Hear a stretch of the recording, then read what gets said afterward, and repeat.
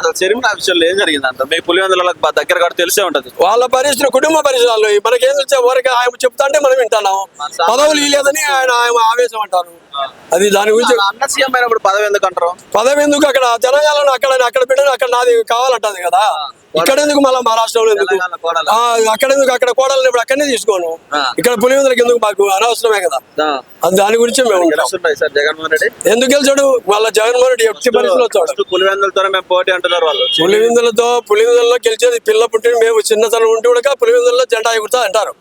జెండా ఆఫీసుల కాడ వాళ్ళ ఆఫీసుల కాడ ఎగురుతుంది, కరెక్టే కాదండి. జెండా ఎక్కడ ఎగిరేది అక్కడ ఎగురుతుంది. వాళ్ళ ఇంటి ఈడ జగన్ ముందర ఎగరలేవు. మెజార్టీ ఎందుకు తగ్గిందన్నా? ఎవరు మెజార్టీ? ప్రజలు ఇది చెప్పింది అది ఇది అంటే బొమ్మలు నమ్మినారు కదా. పులివెందులో కూడా తగ్గితేట. పులివెందులో తగ్గచ్చు, ఏమైనా తగ్గచ్చు. ఇది టాపింగ్ అంటారు కదా, మాకేది వచ్చేది టాపింగ్ అంటారు కదా. మీరు గెలిచినప్పుడు టాపింగ్ లేదు, అలా అప్పుడు కాదు, అప్పుడు ఏం లేదు, ప్రజాతలం ఉండేది. ఇప్పుడు టాపింగ్ జరిగిందని ఇంకా కొన్ని రాష్ట్రాల్లో కూడా అంటారు కదా. ఇదేముంది, ఇంకా కొన్ని రాష్ట్రాల్లో కూడా జరిగింది అంటారు కదా. దాని గురించే ఉండేది ఇదే, లేకపోతే ఏం లేదు కదా. అంటే మీకు ఇప్పుడు వైఎస్ఆర్ గారు కానీ వివేకానంద రెడ్డి గారు అందుబాటులో ఉంటారు? అందరికీ ఉన్నారు, అందరికీ అందుబాటులో. ఎవరు చిన్న పిల్లోడి మీద మాట్లాడతారు కూర్చొని. అలాంటి వాళ్ళు.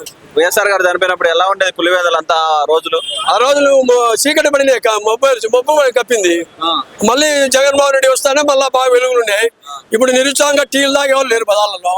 మేమంటే ఇంక వచ్చి ఉంటాం అంతే, మదాల కూర్చోవడం పోవడం పొద్దుపోక రాజకీయాలు ఇంటా పోతుంటాం అంతవరకే. అది గెలిచడమే గెలుచుతాడు. 190 ఎంత మెజార్టీ వస్తుంది మరి? పులివెందుల 1,00,000 మెజార్టీ వస్తాయి ఈసారి. ఇంకా నెక్స్ట్ ఎమ్మెల్యే 1,00,000 ఖచ్చితంగా వస్తాయి. నెక్స్ట్ వస్తాయి.